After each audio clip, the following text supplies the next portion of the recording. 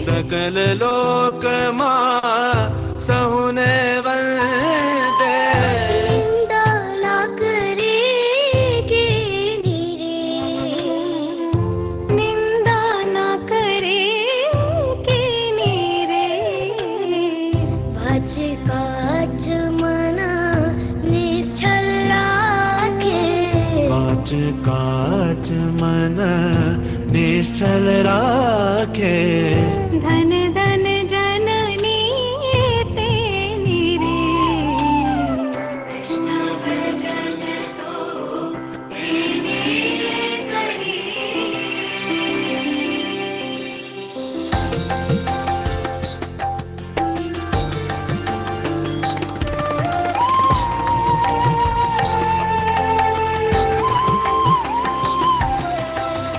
समदृष्टि ने तृष्णा त्यागी, समदृष्टि ने तृष्णा त्यागे। पर स्त्री जेने मात रे, पर स्त्री जेने मात रे। जेवा थकी असत्य न बोले, जीवा थकी असत्य न बोले। पर धन नव जाले हाथ रे, वैष्णव जन तो तेने करी।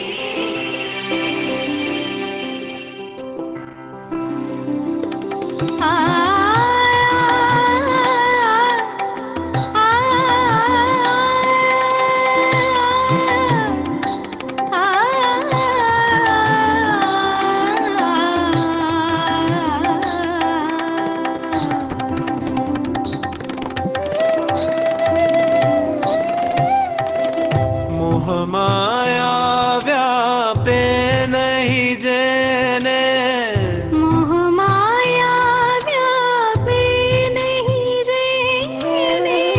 दृढ़ वैराग्य जेना मन मारे, दृढ़ वैराग जेना मन मारे। राम नाम शो ताली लागे, राम नाम शो ताली लागे। सकल तीरथ तेना तन मारे, वैष्णव जन तो तेने करी।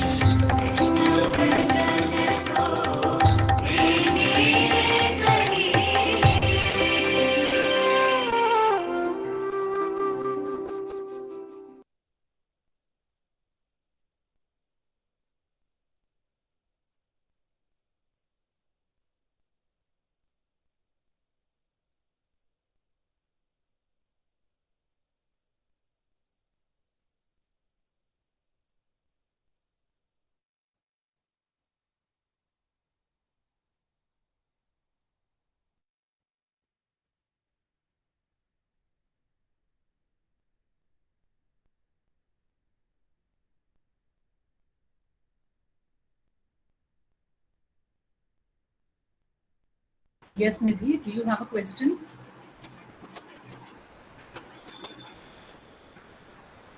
I saw your hand raised. Was that by mistake? Yes, ma'am. Sorry, ma'am, by Oh, mistake. no issues.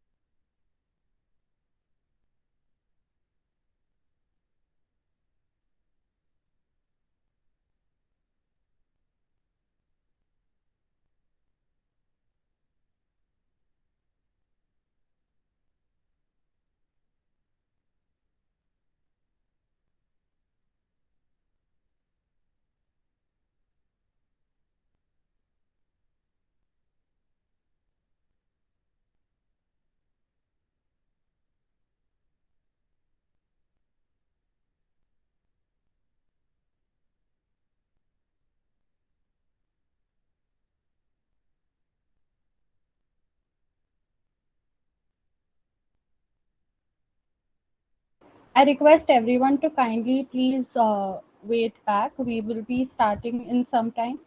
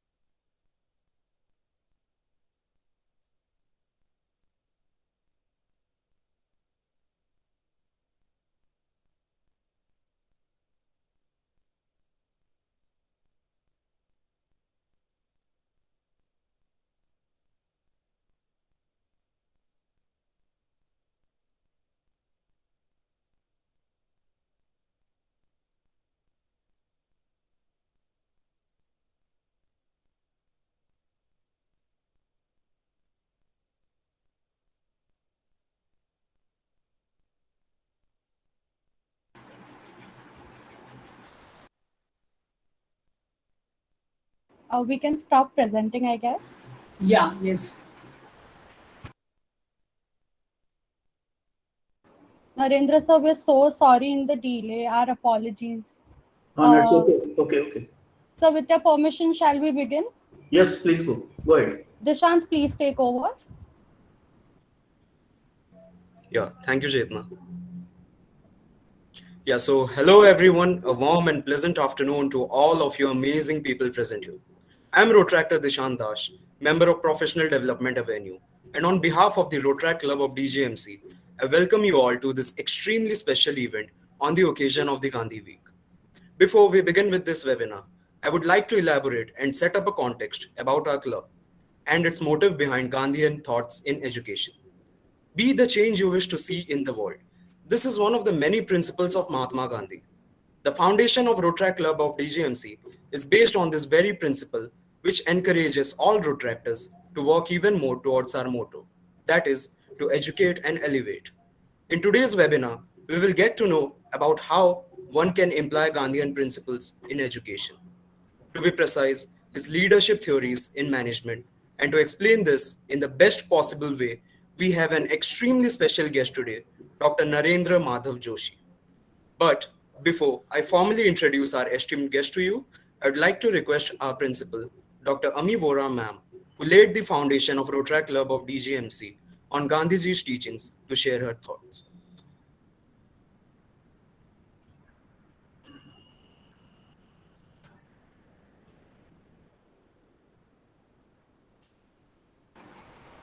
I think Principal Ma'am is connected on another call. She's busy at the moment. So can we go ahead and maybe we'll ask her to speak some other time? Yeah, okay, sure. Later? Yeah. So I now take this opportunity to introduce our guest speaker. Dr. Narendra Joshi is a competent professional with nearly 3 decades of extensive experience in training and research. Currently working as project director and faculty in Indian culture, consciousness studies, and integral counseling for Vivekananda Prabodhini, Mumbai.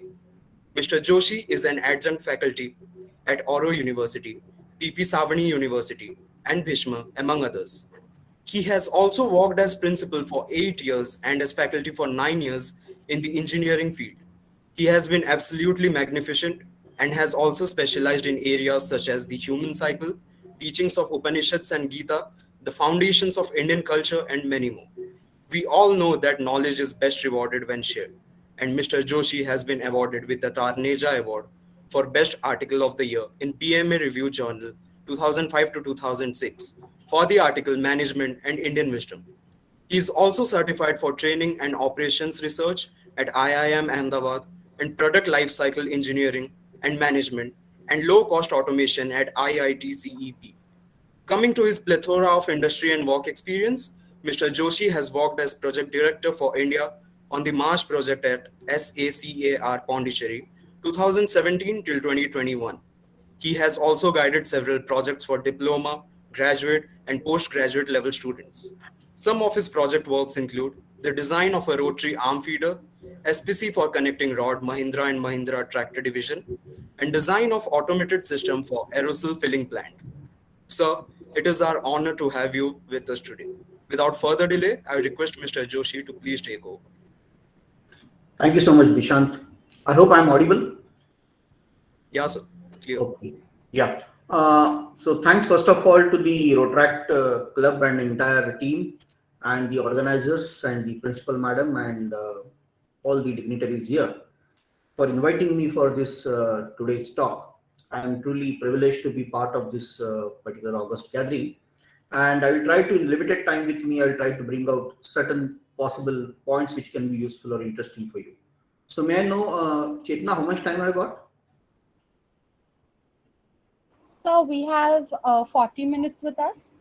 40 minutes, including question answer, or No, sir, not including that. You can speak after for that? 40 minutes Okay. if you If wish. required, we can have more question answers because more Sure. than talking, maybe interacting can become better. But first, I will like to just go through some of the things which I have gathered and how I got impressed by Mahatma Gandhi or Gandhiji, as we know. And I was very happy to know that we have got here a particular management initiative to bring his thoughts into the leadership models and all. So let me tell you, this is really happening now. All over the world, people are seriously thinking about leadership, the new leadership models, the something which can be path-breaking models of leadership.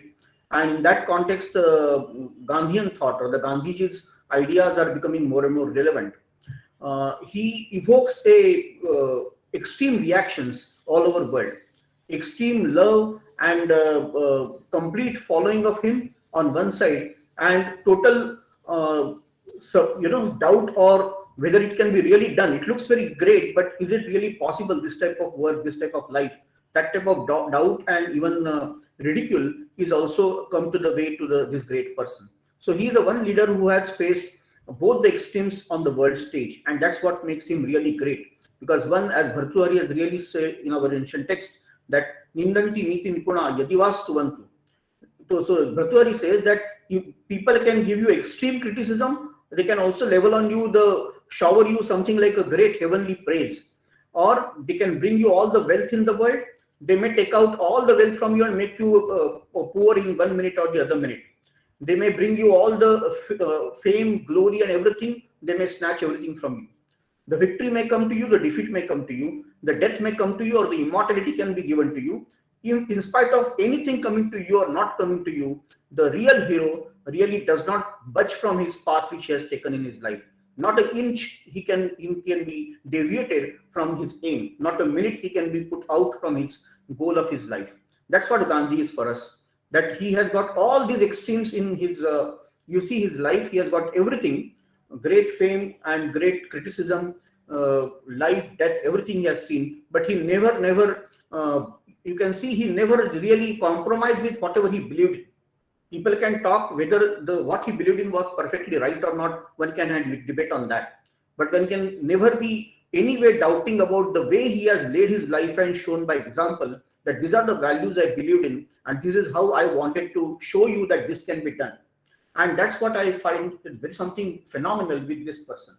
And just 2 days before, I'll go into small present because I had got a presentation, but I'm not sure how much time we have got. But just 2 days before, I'm telling you a news item. You must have seen the video also. It is viral on social media. A young lady, Samruddhi Bidra, have you heard of her? Her father was killed by the terrorists in Kashmir, and she was asked by the media that, what are you feeling? So she is telling the media person that you can see there is not a single tear in my eyes. Her father, ML Bidra, was killed by the terrorist. Just this week's news I'm saying. And she was telling that, can you see here? I'm not crying. I'm not going to shed a single tear for my father, because my father has given me education. He has given me truth. And if whosoever has killed my father, I challenge you, come in front of me, have discussion with me, we'll sit across the table, we'll talk to each other, we'll try to understand each other's point of view. You have not got education. Your masters have taught you to hold the guns and kill each other. But my father has taught me education. He has taught me values, ethics. So I challenge you to come in front of me face to face. Don't run away like this coward. You have killed somebody and ran away. That's not the way. You come here and face me, talk to me, reason me out why you have done this, and let me tell you, my father is still living. You cannot kill his soul. You know, he's still alive with us. And she's so heartwarming and such a touching response this lady has given. Young lady, she says, and now I'm the assistant professor in a college. My mother is running a small shop. My sister is studying. My father was professor. And we all have been having that, this faith in the truth. That truth ultimately prevails. Satyameva Jayate. That's the ancient Indian thought. And Gandhiji thought and fought for that entire life by saying Satyagraha. He was emphasizing that there has to be truth in whatever we are trying to do. So I think that response, when I was listening to this young lady, Samruddhi, I was really goosebumps, I experienced, because I thought where Gandhi is, he's still there in the veins and the blood and every part of our nation. You cannot, as she said, my father, you have killed his body. You cannot kill him. He is here in my body. She's showing like this. Please watch the video if you get the time. But this is really which brings you that faith back, that ultimately the strength lies in truth. The strength lies in courage. The strength lies in the reasoning out something, not killing, not trying to just do something haphazardly to shock people, So this lady is telling the same thing what Mahatma Gandhi was telling throughout his life. And not only she, you see throughout the world, people have got such an inspiration from this person. Mahatma Gandhi, what I found is, he is deceptively simple. He is so simple. He looks so simple. He smiles so, such an open smile. Very few people have got, I really envy. I cannot smile such a heartily. He goes on smiling in every circumstances. And he is very simple to the extent of being deceived by that simplicity. but he's a great strategist, he's a great leader, he's a great visionary. How? We'll try to understand in this small time which we have got. And therefore, not only this lady which I just now mentioned, but people across the world and across the decades after his life and during his life also have been thoroughly mesmerized, and they have been following Mahatma Gandhi, Mohandas Karamchand Gandhi. Who are these people? I don't have to name them. You people have running this entire club, so you know it very well. But let me, for the sake of my own appreciation, let me take some of the names. You take the name of Barack Obama. During his visit to India also, he mentioned specifically how he was influenced. You take the name of the Ho Chi Minh, the Vietnamese leader who brought entire Vietnam to a new glory. Or you take the name of the Nelson Mandela. You take the name of Martin Luther King Jr. You know, the name, go on naming them. You see the great lady of Myanmar, she has the whole life she has been fighting, Aung San Suu Kyi.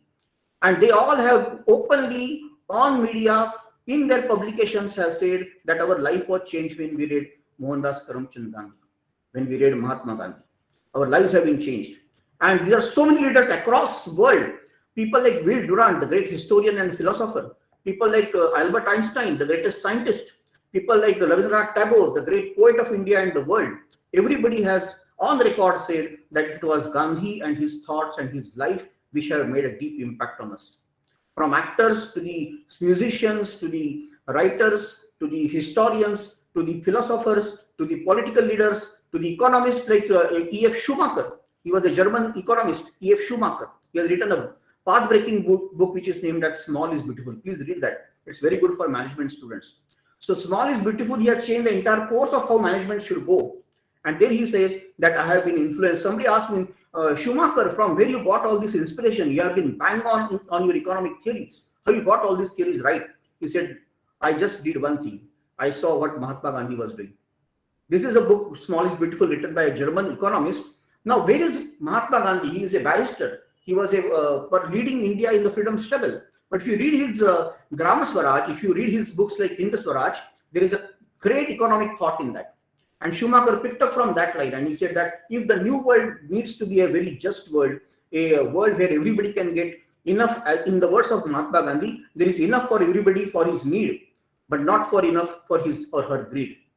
The nature has given us everything which we need, but not for everybody's greed. The whole problem of the world today is that everybody wants to satisfy their greed. And therefore, many people are still not able to satisfy their basic problems of food, shelter, and hunger, food, shelter, and clothing. It's not possible. That's why so many people who have changed the course of life, not only political leaders, some of them I mentioned, or the writers and the historians, the people working in the social realm, person like Anna Hazare, person like Abhay Bang, person who has worked on the Gunj to supply clothes to the people who don't have enough clothes. Everybody somewhere got influenced by the Mahatma Gandhi. All of us must have watched Richard Attenborough's classic Gandhi. And we still have that image in front of us that Gandhiji was traveling when he wanted to see India. And one place he sees that there is a common river, as was the case with our India in our olden days. And some ladies were taking a bath there, they were filling up their water or something like that. And when they saw that it is passing and people will be watching us, they immediately started hiding because they were not having enough clothes to just cover their bodies. And anybody would have just seen that, somebody would have ignored that, somebody would have just gone and forgotten that, but not Mahatma Gandhi. Nor he did that when he was in Africa. He led the moment there. When he came back and saw India, he could be totally transformed by this one scene, that in my nation, where I come back, where I am born and I'm supposed to be leading the whole moment now, there are ladies who do not have enough clothes to cover their body. What was his response? He immediately removed his own, uttari or whatever he was wearing on his upper portion of his body. He took out, I don't know exactly remember, maybe he took out his, dhoti also. I don't exactly remember, but he just took out his clothes, and as an immediate response, he just passed it away to that lady. And that was the moment of transformation. You can give away your own clothing, you can give away your own comfort, you can give away your own name, fame, glory for the sake of what is truth, what is ought to be done, what is supposed to be done. You are not going to compromise on that. From that day onwards, Mahatma Gandhi has never worn any complete dress of the patloon and the shirt and everything. He has never done. You see, he's always in a small dhoti or pancha. What a transformation. It is not easy. It is very easy to say this. Put it into action. Whatever you are thinking, whatever you are feeling, can you put that as a part of your active life every day, every moment, without any compromise with that? It's extremely difficult. And that's why in a small note, I just want to go through some of the slides, and maybe we can come back and have discussion on that. But let me just have a cursory view on that so that we cover some points. And if I miss something, we can again come back to that during our discussion. So let me try that. I have made a very small presentation to help this discussion out. We are you able to see this? Just let me go back to the first slide. 1 minute. Yes, we are able to see. Yeah. So Mahatma Gandhi, we see him as a visionary, ethical, transformational leadership. In today's jargon, I'm talking transformational leadership and a transactional leadership. If you want to know any model, ethical leadership, you want to see any model, it's Mahatma Gandhi. And that's why he has always gone beyond strategic management, what we call as strategic management. He is far ahead of that. He's a visionary, transformational, transactional leadership model. And that's why many people have, just now I mentioned Samruddhi Bidra in the beginning, from where that power has come. This is the power which common men have got, and Gandhiji was able to invoke that innate divinity within them. He told them that it doesn't matter if you do not have anything. If you don't have anything, you're living with minimum, it does not matter. Just cling to the truth. Have that faith in the Satya, in the truth. That's why in one of the book in the recent times, Alan Axelrod has written the 14 principles to guide and inspire modern leaders. He seeks to add a novel dimension to Gandhi's personality. And he draws a parallel between Gandhi's qualities and the attributes which a chief executive officer should have. This is a new take now. People are trying to bring his life into what CEO should be ideally. Then another saying I'm just quoting is, there is no doubt that Gandhi was a good man and an intensely spiritual man, but he was also a manager and executive, a supremely practical leader for change management. So that's what he says, Alan Axelrod.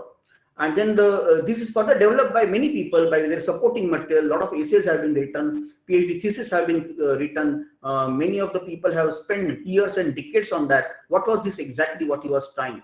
And let me tell you as we go ahead that Gandhiji may not have thought so much as all these people are thinking. He was intuitive. A great leader is always intuitive. He does not think about what is to be done. He makes the change. He acts on that, and then people start decoding it. What must be the idea behind it? What must be thought behind it? What must be the rationale behind it? All these are afterthoughts by other people who do not have that vision, who do not have that intuition. But visionary people, intuitive people do not think so much as the other people are trying to think it out afterwards.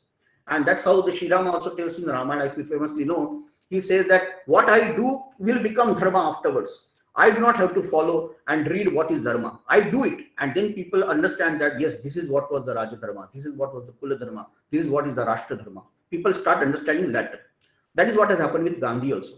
And therefore, Michael Arena Doyle or Mark Smith, they have written an encyclopedia of informal education in which they have developed different classical leadership and the new leadership models in which they mention about Gandhi also. If we some of the corporate world people, what they are saying, you see the Dr. Geeta Piramal talking, managing editor of Smart Manager, she says that Gandhi was a great strategist, showman and leader. B.D. Agarwal, who is the chairman of Surya Roshni, the famous company, he says that Gandhi is in Charkha, we are not against technology but the symbols of self-reliance. And then Vijay Govindarajan, who is from the Tuck School of Business of Dartmouth, he says that the Gandhi represents the essence of what we need in our business leaders today. There is a general negativity and cynicism all around. Remember Enron, Tyco, WorldCom and Hewlett-Packard, all these debacles have brought some sort of lack of faith and cynicism in corporate world. So that there has to be some clinging to the ethics, to the moral authority, and profit does not necessarily mean bending the ways for the sake of the ends. Gandhiji's one of the great principle was ends do not justify means. Your means should be as great as your ends. And this is not only Gandhiji. Our entire Indian ethos are based on that. In Mahabharata, there is a beautiful sentence, beautiful shloka is coming here. He says, Purva Bahu Karishyami. The person is saying in Mahabharata, Vyasa's words, that by raising both my hands, I tell everybody that prosperity is possible, power is possible, everything is possible, even if you follow ethical means, ethical ways. It is possible, but people don't believe in it. Gandhiji believed in it. And all the great people of India believed in it. That's why all our great kings and sages have always told that prosperity is not necessarily bending the ways, trying to compromise, not having ethical ideas in your business. No, business has to be first and the foremost an ethical thing. It's a puja of Lakshmi for us. It's a puja of the God for us. Vishwakarma's puja is it. So we cannot make any compromise. We cannot have any imperfect things, low quality things in that. It's God's work for us. And therefore, even if you do by that, see, till 18th century, if you read Dharmapala's book, Dharmapala was the secretary of Mahatma Gandhi, and later on he has written beautiful literature which is known as Dharmapala Sahitya. And he has told in that till 18th century how Indian economics was on top of the world. And Indian education system, Indian village level self-entrepreneurship system, or the industrialization at the decentralized level system, everything was going intact. Only after British came, it all got disrupted. Not only Dharmapal, if you read Addison Madison report, it's a wonderful report on economics of the world, and GDP has been tabulated from 0 CE to 1857 CE, or even after that also, 1900. So the complete tabulation you can see. You will realize what Gandhiji was telling, what Dharmapal was saying, what Mahabharata was telling is perfectly right. People who did business, and it is on record, I'm not talking from my imagination. Many people across the world have gone in record to say that Indian traders, Indian businessmen will never cheat you. They'll always do the business ethically. They will never cheat you in weight, in quantity, in quality. And still they make profit. These are the words of one of the Greek author. He says that I don't understand how these people make more profit than us, because they are not doing anything what they do. This is exactly the strength of the goodness, the strength of the truth, the strength of doing things ethically. And in the modern world, if somebody has understood it and practiced it, one of that great person was Mahatma Gandhi. And therefore, one of the recent, you can say, research work done by Pranay Gupte, he quotes Gandhiji in saying that the world we must strive to build needs to be based on the concept of genuine social equality. The prince and the peasant, the wealthy and the less well off, employer and the employee, all should be put on the same level. Economic progress does not mean that there has to be disparity. This is the best thing which we can understand from this model. It's an Indian model. I was telling you, world leaders have been thoroughly, mesmerized by his ideas. Today's management model, what we see across, except some enlightened people in some pockets, you see it's an outdated model. And in this model, it is incapable of solving the multidimensional crisis which is all over. I just saw one cartoon today only, and so I could not resist my, I thought that I will bring that cartoon just in your view also. Sometimes cartoons tell you so much which even the essay cannot tell. So this cartoon says that enough of two cavemans are in a cave, you can see it here, and one of them is telling the other person. The other person is simply drawing some pictures on the cave wall, and he's trying to make strategy for how to do hunting. And the other man comes and tells that enough of, maybe man or his wife is telling, maybe she's telling that, enough of your strategies, now just go out and do some killing, do actual work. This is called a bias for action. Not doing only theorizing the things, not just becoming an armchair philosopher, but actually doing something on the field. That's very important. And this bias of action, if you read Tom Peters' works, like In Search of Excellence, Thriving on Chaos, and other bestseller books, you'll find one of the principles of excellence he has given is bias for action. What today we see as the management, unfortunately, is totally Western model of management coming from F.W. Teller, Gilbreth, Ford, Deming, Tom Peters, Drucker, Kotler, and all these people. I'm not saying that they all have not done great work. In their own way, they were all great. Adam Smith has done The Wealth of Nation, and all that came from that. But recent study I want to bring to your notice is Adam Smith has taken a lot of things from Kautilya. It is on now very well proven now that most of the ideas he took was actually originally from Kautilya's Arthashastra. So we need not be totally blinded by the Western model. In India, there is great possibilities of searching of our own model of optimization, our own model of strategic management, of optimizing all resources, everything we can do, productivity. And we need to just come out of this anti-nature and reductionist model of the West, which is totally materialistic, and it is deterministic, self-centered, egoistic, and it has ruined the world by dividing them, by fierce competition, by being anti-ecological and all that. So today's situations need a totally different model which India can give, which teachings of Gandhiji, Swami Vivekananda, and all great people right from Mahabharata and Kautilya, and everybody can give it to us, and we should search that. People are already searching for it, because this is a civilization which has been thriving, as I said, till 18th century. It was controlling almost, India, China together were controlling 60% of GDP of the world. It's not so easy to control so much of trade of the world and be on the top of economic ladder for so many years is not very easy for any nation, but India has managed it.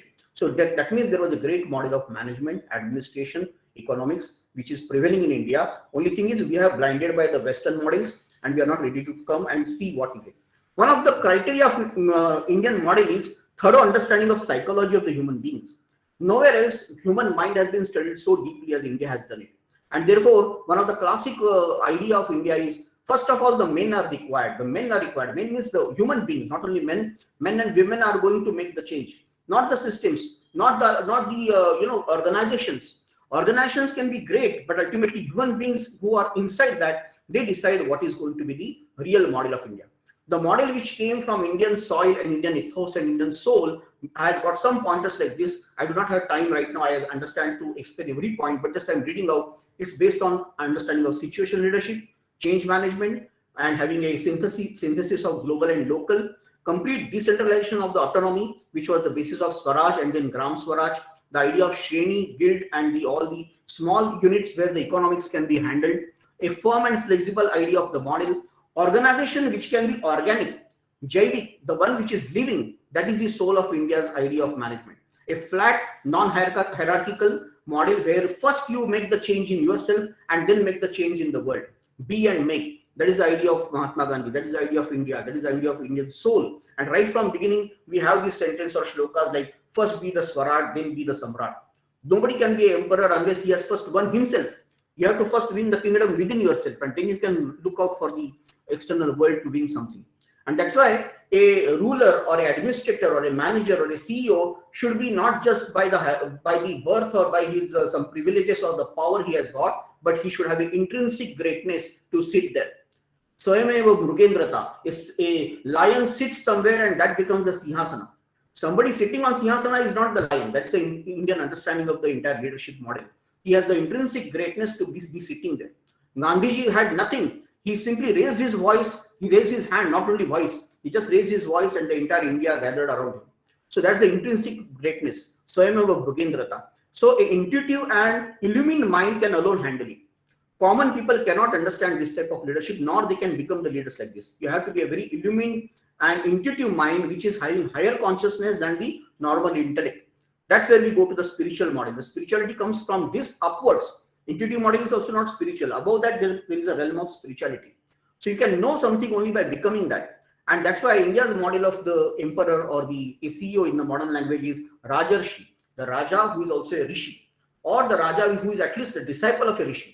Ethical leadership, transformational leadership, the one who sits at the top should be completely at, say, he's at the feet of something which is grand and spiritual above him. He may be a guru, he may be a symbol, he may be something like that, but it has to be like this. It has come to us, all these ideas have come to us from our parampara, from our great history and culture, where we get enough and more quotes we can give from that, if time permits, from Vedas, Upanishads, Ramayana, Mahabharata, Bhagavad Gita, Jataka, Purana, Dharmashastra, Arthashastra, Smriti, and all that. Tirukkural in Tamil, or Janeshwari, Dasabodh. And then we come to the Gandhiji's books like Hind Swaraj, Nai Talim, Dharmapal Sahitya, Small is Beautiful, and Turning Point by Fritjof Capra or Gita by Vinoba. They all have given us a new model of management, new model of leadership.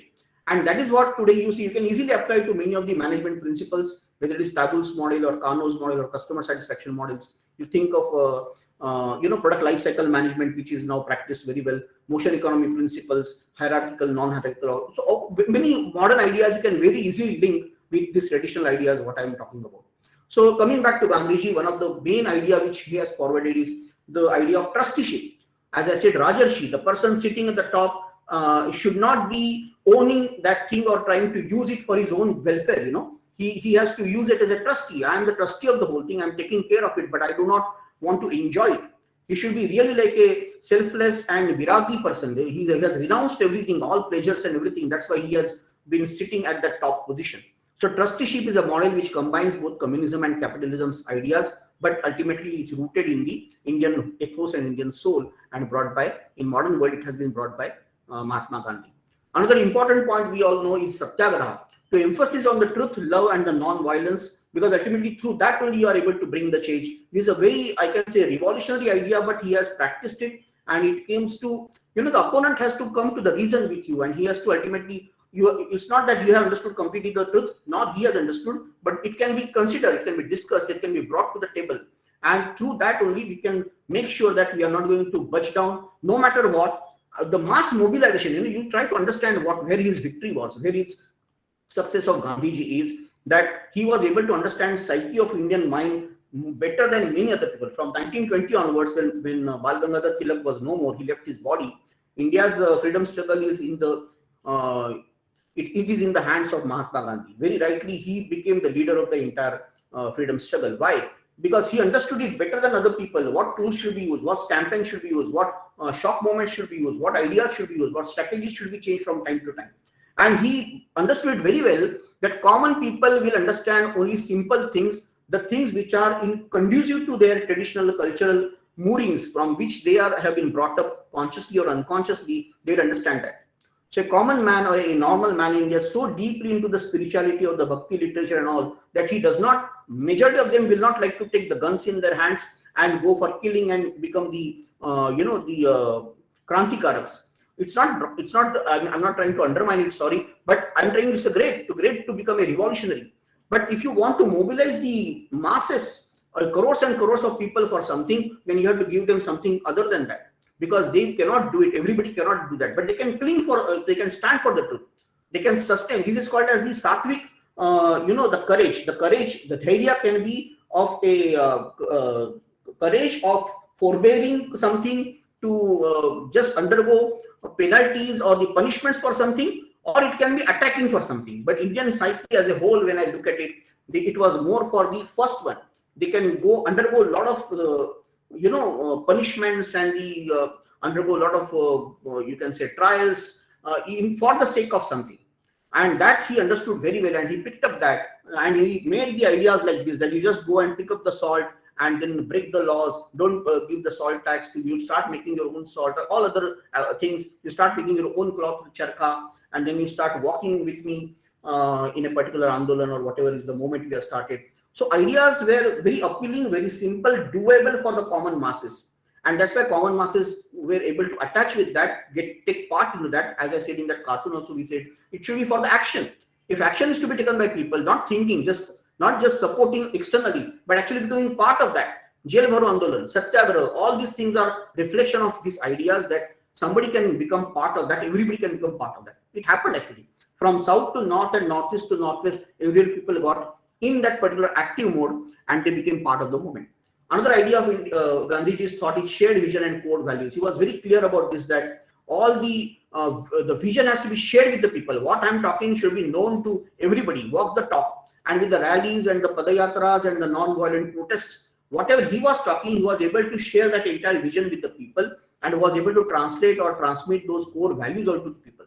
And entire movement was human-centered. Another great idea by him was the self-reliance, Swadeshi or Swatantra. That means India, he understood very well that India is a nation of villages. And therefore, we had an ancient model right from the prehistoric times and the Janapada type and then the Maurya, Gupta and all these areas. If you really see the history, it was a decentralized polity and the society which was existing. And it was a decentralized economic centers called as Shrenis and guilds and all. You want to know about that, you can read the book Sarthavai, written by Moti Chandra. Great economic model of India, which was totally decentralized and autonomous. Gandhiji brought it back with his idea of Swatantra and Swadeshi and his Panchayat and all those ideas he brought it back. And sadly, people picked it up very late, but actually it should have been understood well in advance that this is the only way which can work for the prosperity of the nation like India.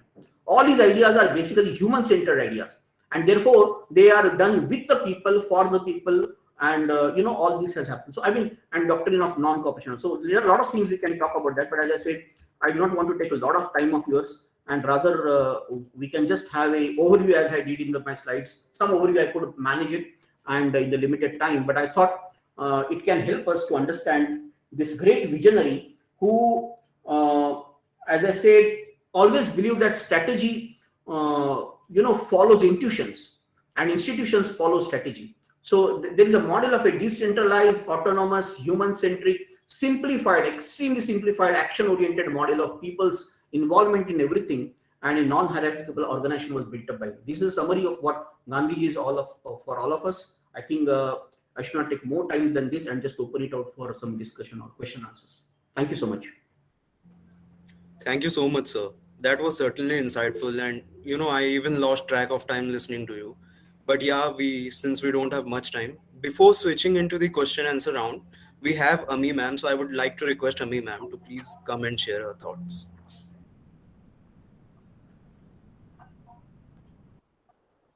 Ma'am, you are on mute.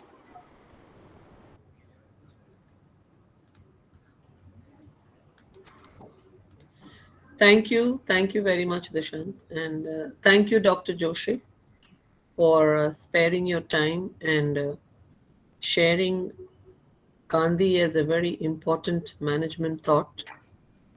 I always tell my students that people outside India study Gandhi more than people within India, and particularly the younger generation today. They really need to think about Gandhi not as an historian or not as a leader, but as a thought. His principles are something that corporations, institutions, not only in India but across the world, try to practice. And therefore, we insisted that we should have someone like you who can, bring this aspect of Gandhi and let students see Gandhi from this point of view as well. So on behalf of all of us at Devi Prasad Goenka Management College of Media Studies, and on behalf of the president of Rajasthani Sammilan Education Trust, I extend my heartfelt gratitude to you, Dr. Joshi, for having accepted our invitation and for sparing your valuable time with our students and sharing these wonderful slides, getting them to know what Satyagraha, what Swatantrata meant to Gandhiji, and how they can be principles that you can also, apply in your managerial expertise and day-to-day functioning of an organization. I would like the students to ask Dr. Joshi some good questions. So, you could get some great answers. And we have some more learning. Over to you, Dishant. Thank you so much, ma'am, for your ever precious words. So, sir, we have a couple of questions for now in the chat box. Yeah. So, Brandon asks, how do I get into the mindset of Gandhiji to practice decision making? As I said, it's very difficult. Very difficult. He is deceptively simple. You feel he's very easy to understand. You start looking at his life and his journey, and you then start realizing it's very complex, very difficult to understand. So my suggestion is read his books. See, great people, their minds are there in their words. We say when you read them, their consciousness is there, because we don't have privilege to be with him in body. Maybe he has left his body before we could touch him, or we could understand or be with him. So that privilege probably today we do not have. What we have is not only Gandhi, but all these great people, they have left a great literature behind. So when you read his original works, I insist on all the people, whenever they come, suppose you want to understand Vivekananda, or you want to understand Nelson, anybody for that matter, you read his original works, not the translations, not the commentaries on that, not the scholarly thesis on that, because there is a difference between the words coming from that person. He is there somewhere. I believe his consciousness is there. Scientifically also it is known that his Vani, when somebody says it's part of him, also comes into that. To understand Gandhiji, definitely the best way will be to keep on reading his books. I suggest 2 books which are best books for even management, because you people are from management and media, right? So the best books for you are going to be the Hind Swaraj and Nayi Talim. These 2 books are very good. Of course, there is a book also, My Experiments with Truth, which is a very, very difficult, I will say. I cannot even imagine how somebody can write this. It's not easy. It takes a lot of courage to write something like this. But these 3 books, why I talked about Hind Swaraj is because there you find his economic and managerial thought more. But if you want to see his personal transformation part more, you can also see his Experiments with Truth, or his wife, whatever he has written about himself. Letters is also a very good way to understand these great people. Because what happens, sometimes in speeches and their books, they are more organized in their choice of the words. But when they are writing letters to their near people, near or dear people, they are very informal and they just put out their heart into that. So when you read letters of these great people, letters by Gandhiji, letters by Vivekananda, letters by any great person for that matter, Vinoba, you will find that there is a lot to learn from his letters. So these two ways I found are possible for us, apart from visiting the places where he stayed and just sitting there and experiencing his presence there. This can be a little more meditative ideas, but reading and reflecting on his words is a very good idea possible. Thank you so much, sir, for shining some light on it. I hope Brandon has got his answer. So now we have Abir, who asks that, sir, I would like to know more about situational leadership. Yeah, it's a very interesting point in Indian ethos, because as you know, I have been doing research on this for quite many years. You mentioned also one of the thing which got the best of the year thing and all, because Indian ethos can be brought in management very well. I believe in it. Not only Gandhiji, but all these predecessors and successors also have done that. Even Narayan Murthy or other people are trying to do in a way all these things. This is a model of India for the leadership and business. Situational leadership, as you asked, is a very classic idea from Indian roots, which means that the leadership model should be as per the situation changing. Otherwise, Western world was always having some fixed models of till recently. Afterwards, if you have read Blachand's theories, he talks about the situational leadership in the Western world now. You can read his theories also about situational leadership by Blanchard. But he is very recent person. I mean, recently he tried that. Before that, many people were very fixations they had about leadership. That leader can be autocratic. That means he will decide everything and he will tell people what to do. Leader can be democratic. Every time he puts everything for voting, takes people's opinion. Leaders can be laissez-faire. These are very academic ways of classification, that he will give everything free to people, whatever you want to do. And then there are isms like communism, socialism, and capitalism and all that. We try to classify things. Life is not like that. Life is actually very fluid. It is very constantly changing its dimensions, colors, and flows and currents. It's a ongoing process. Life is every second things are changing. People are facing different things. People are have to respond in a different thing. So leader has to be changing its style as per the situation. And suppose he is able to change that as per the situation, then he will be the excellent situational leader. I'll give some examples actually. Some again going back from the Indian ethos, there is a beautiful verse from Bhagavad Gita. The Sri Krishna is at times he is very harshly criticizing and reprimanding Arjuna. In some places, Klaibyam Masma Gamam Partha, Naiva Tatyupa Paddhati, Anarya, Ajushya, Aswarya, like that. I mean, nobody will actually criticize his own very close friend like this. Krishna is doing that because situation demanded that now you need some punishing words, you need some very harsh words. Otherwise, you're not going to wake up from this slumber which you are expressing, this despondency and inertia, what you are expressing, and trying to cover it up as if you are a very intellectual person. In that chapter of Bhagavad Gita, he says that Mithyacharasya uchyate, you're a double standard person. You talk one thing and you do one thing. You are telling I am not waging the war, I am not taking the the weapon in the hand, because these are all my kaka, mama, chacha and all that, and then there will be a Varna Sankara. Great intellectual theories you are making. But at the heart of the heart, you're a double standard. You're a coward. You're not understood what is your real nature and your that particular time, what is your kartavya or what is your duty or in duty. And you are also not understood your aptitude.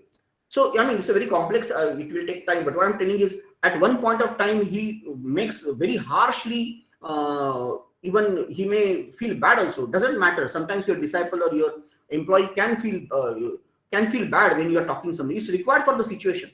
That time you can be autocratic. But at sometimes you have to be very, very loving and you have to be caring of him because the situation demands that. So, Vajradapi Kathorani Mruduni Kusumadapi. That's the Indian model. You can be harder than the Vajra. Vajra is the weapon which is you can say the strongest weapon. And Kusuma is the flower. So leader can be softer than the flower, he can be harder than the Vajra. How? Because situations is like that. If situation demands that he should be like a Vajra, he will become a Vajra. And Gandhiji had that. People think Gandhiji was very soft. No. When situation demanded, he was very stern. He was very outspoken. He never minced his words when he was trying to tell something to the British government. Because situation was that. When he went to Golmesh Parishad, you see, he is not mincing his word. He's telling you people have ruined us. But when it's required that he has to be soft, he will be very soft. Every good leader of the world of India follows this model of situational leadership. They don't bind themselves in a particular ism or a particular theory or a particular way of approaching the people. They change it, and that change many times comes intuitively. That's why I was telling higher intelligence is required. Intellectual people are not enough to become leaders. We require intuitive people to become leaders. You should work with the intuitions, not with the intelligence. Intelligence is limited. Intelligence can give you logic, but life is not logical. Life is more complex than the logic. So you require intuitions to handle that. I think that's the way you can understand. That was quite enlightening, sir. So we have Sania asking that Gandhiji always said that work and knowledge should go together. So can you please elaborate on this? Yes, and his entire thought of economic thought. Now, I feel personally, when even the subject was introduced to me, I told Madam also that, Madam, more than a manager, more than a model for a management, he's a great visionary. He had the idea of India's entire economic model, how India is going to become economically again prosperous as it was till the 18th century. If anybody in the modern world has understood it, it is only Mahatma Gandhi. Nobody has got it right, including his best disciples and successors did not understand it. Now, very recently, we understood, oh, we have gone wrong. Now we have to go back to the Indian model of economics. But that's quite late. But okay, we have done that, something we have done in the past 2 decades. But Gandhiji was, that's why, he was telling that the jnana and the karma, the knowledge and the action, they have to be together. Only knowledge can make you lame. Only action can become you blind. So we can't have a blind and a lame going together and doing something, A person should have eyes also and the hands also. The knowledge also should be there and the activity also should be there. So when the jnana dagdha karmanam, that's the karma has to be burnt into the fire of the knowledge. When that happens, then that karma, that action becomes really enlightening action. So that's the model, and that comes only when the shikshan, rakshan, and poshan, that means the sustenance, the security and the education, all are going hand in hand.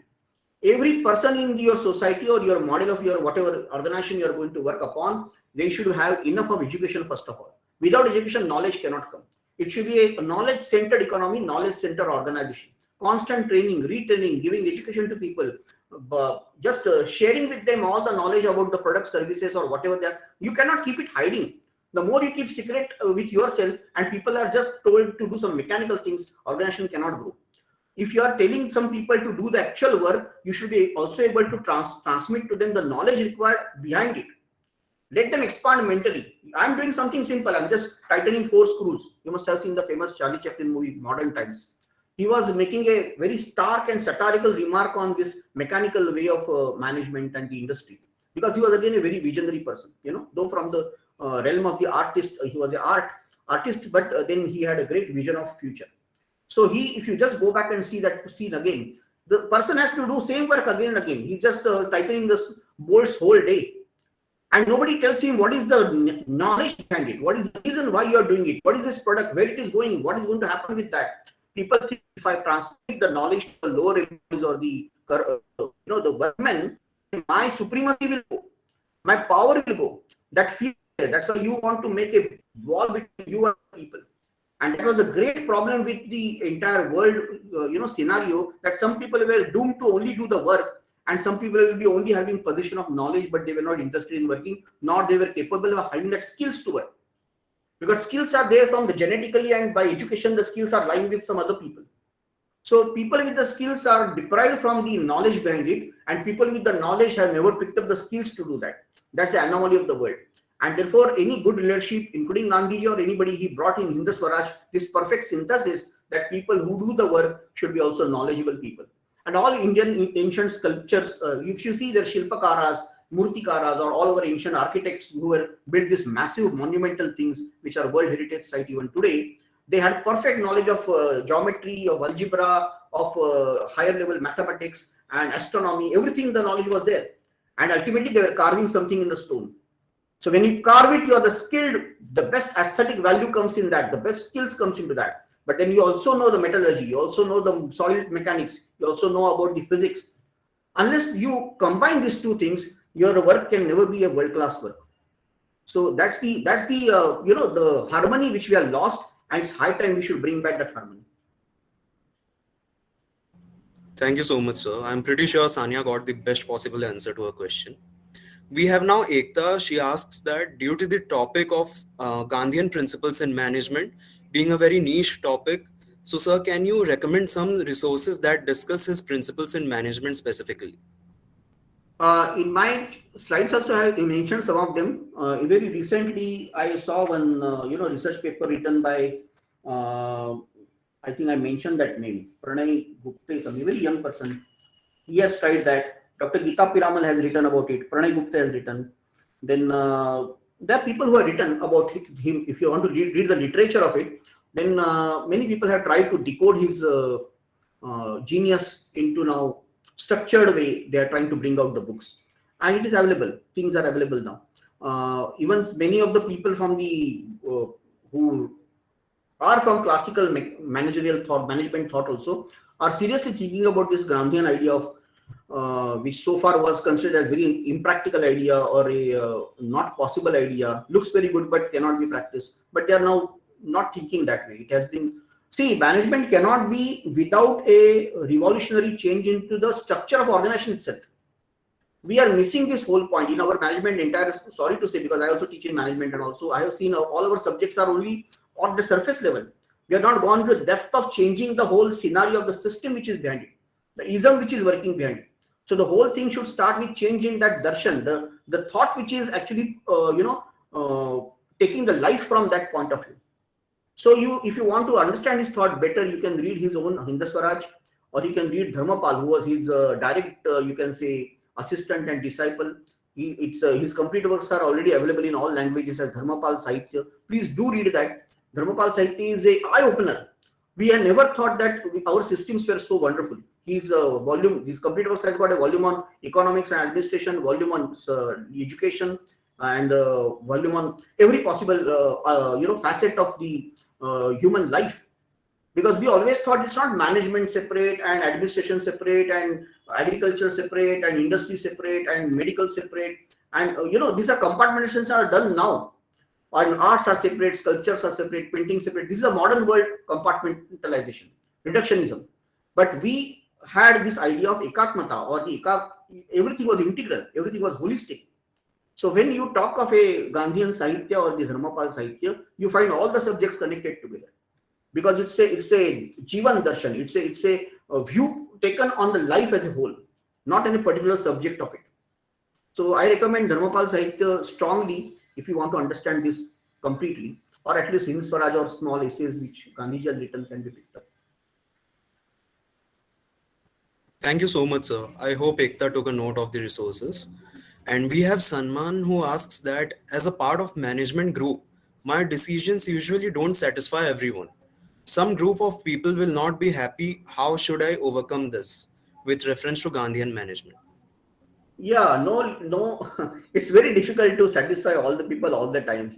It's a huge issue, and that's why one of the places Swami Vivekananda was very pertinent in this. He said a leader is when we say leader, whether they are made or they are born, and some people say they are born. So Swamiji has taken a very interesting take on that. He says yes, actually leaders are born, because they have to handle such a different type of people in their team, any organization. Such a variety, such a contradicting type of people, exactly opposite to each other. Such people are there in the team. One is saying X, the other is saying 1 upon X, the exact opposite of each other. And then leader has to take all of them with him. And that can happen when the says it can happen only at the level of subconscious, the level of consciousness. It cannot be at the level of your waking state when you are trying to make some so that all of them impossible. You can never satisfy on the waking stage or on a conscious stage. When you are trying to reason it out, it cannot be possible, because people are so diverse and opposing to each other, and tremendously diametrically opposite viewpoints will come to you. So only leader who has got a unconscious or subconscious connect with the things, and he understands very subtle undercurrents which are going behind the people and beneath the people, and he is able to respond to that also at the level which is not exactly reasoning level, but at the level of a subconscious level, he is able to really capture their minds. So do you think Gandhiji was able to understand 30 crore of Indians who are so diverse from each other? Nelson Mandela was able to understand so many, Lincoln was able to understand so many people? Absolutely not. But they did something, and that was appealing to all of them. Now I will fight with my neighbor, I will fight with my friend, but when both of us go and listen to one of these leaders, we agree with him, both of us agree with him. That's the greatness of his, you can say that is the way he's able to connect each other. I will give just a visual, you can say, understanding of it. Just imagine that there is a ground, and on which a lot of people are there. A lot of people at diverse places in the ground, they're occupying it. And they are not able to connect with each other. They are not able to be in terms with each other. They are not even talking to each other. And then again, imagine that there is a person who is in a helicopter or something. He's at the higher level from them. And now he is able to see all of them together. As he goes higher and higher, for him, all of them are becoming smaller and smaller and becoming one. If you come to the ground, they look very separate from each other. When you go up and up, then they all look very cohesive, very, very much together. And they ultimately will come a point in his accent that all of them will look as a single point. That's the intuitive leadership, because he is able to raise himself so up that all of them can look like the same thing. Not that they have become same. They are still the different. They are still the opposite. They are still the paradoxical. But his elevation has helped all of them to come together.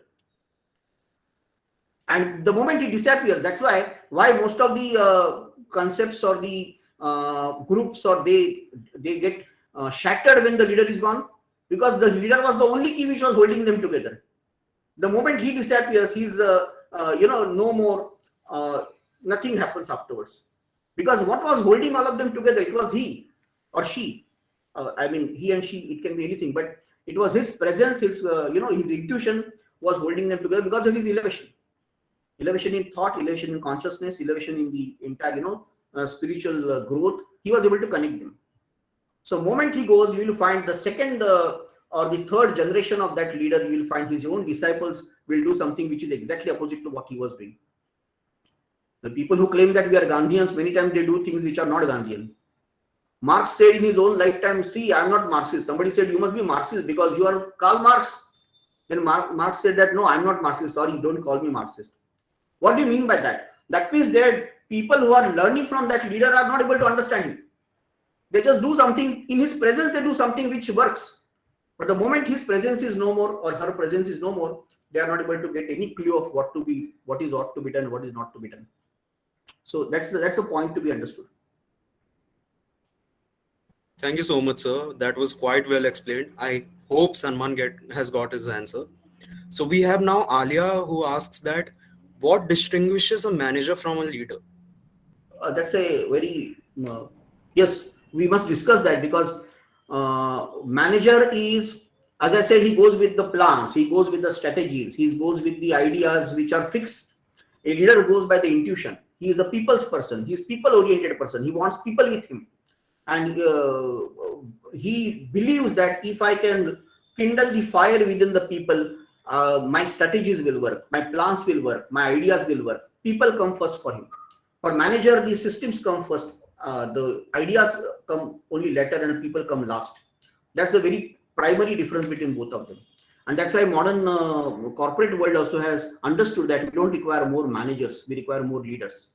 Because corporate, the situation is such that we require people with not just fixed ideas, fixed plans and all. We require somebody who can just have a live connect with the people and try to change the things as the situation demands. That's what leader can. He's a people-centered person, basically. He goes with the people. He's for the people. He loves people. A leader is one of the great qualities. He sincerely loves his people. He has got deep empathy. We just saw in the beginning that Gandhiji just took away his own cloth and he put it to that lady whom he was not knowing what is her name, what she belongs to which religion, which caste. No, she is there. She is in distress and I connect with her. So that connecting comes through the sincere love. Sincere love. There is no वहाँ कोई masking नहीं है, वहाँ कोई पहनावा नहीं है. This is not trying to pretend that I am loving you. If there is something which cannot be pretended, it is love. All other things can be pretended. The sincere leader is actually his heart is bleeding for these people, and you can feel that.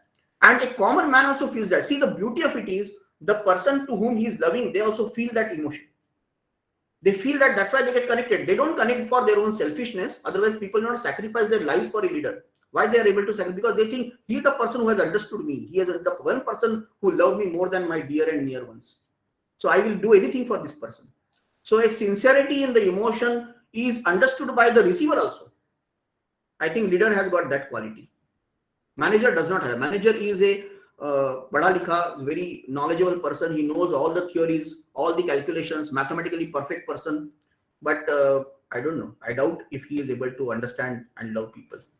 Not necessarily. Some may be doing it, but not to that intensity. So, sir, I want to ask a leading question like, can a manager act as a leader? Yes, every manager actually ultimately should become, dream to become a leader. And that's what the modern management theories are slowly. For many years, we are talking about management theories and all, but now people have understood the management has to now take a leap into the next possibility of becoming leaders actually. So yes, you are good managers now. You are going to become good, all of you. My best wishes to all of you. But make sure that you slowly go into that channel of becoming a leader.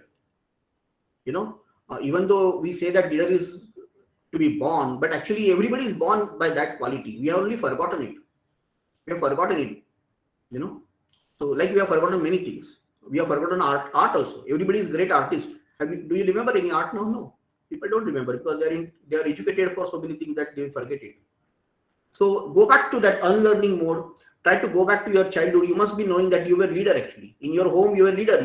You were able to connect with all the people. A child in the home actually is a leader of the home. He rules the home actually, and he rules the home very unassumingly. One of the great characteristics of leaders are they are very childlike simplicity. They are just like children. You see smile of Gandhiji. You see the Gandhiji smile in the Vivekananda's face, Tagore's face. You see what is common in all these people. Childlike simplicity, very innocent smiles. A child is like that. He does not have any any calculations, any manipulations. He does not have any strategies. Abhi mujhe aisa karna hai, waise karna hai. No, he just does that. And everybody swings around him. The entire home is swinging around that child. So, we were born with those things, but maybe as we grow up, we forgot all the things. We forgot this also. So your answer is yes, every manager should become leader and he has all those innate, he or she has got all those innate qualities to become it. Just uncover, unlearn that you in you. Thank you so much, sir. I'm sure they have all got their respective answers. So as we move towards the end of this immensely knowledgeable webinar, how can we miss out on expressing our gratitude towards our guest speaker and the wonderful audience?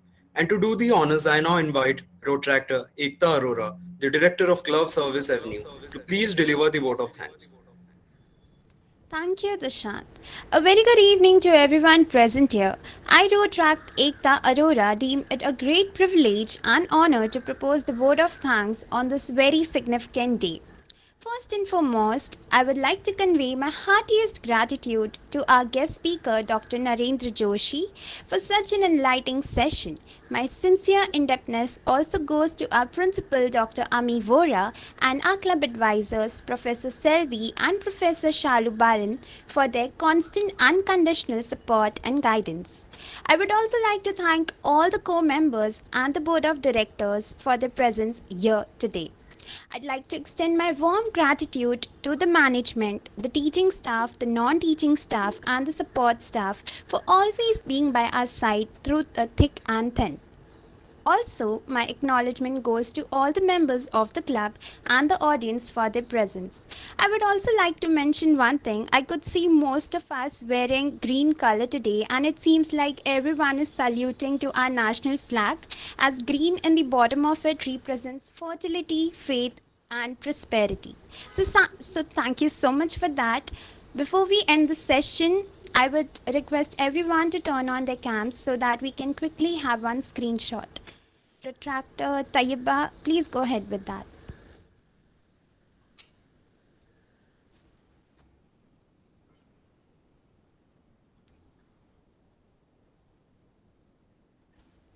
Thank you so much, everyone. Thank you so much. All the best. Thank you so much. Thank you so much, sir. Thank you, Dr. Joshi. Thank you, sir.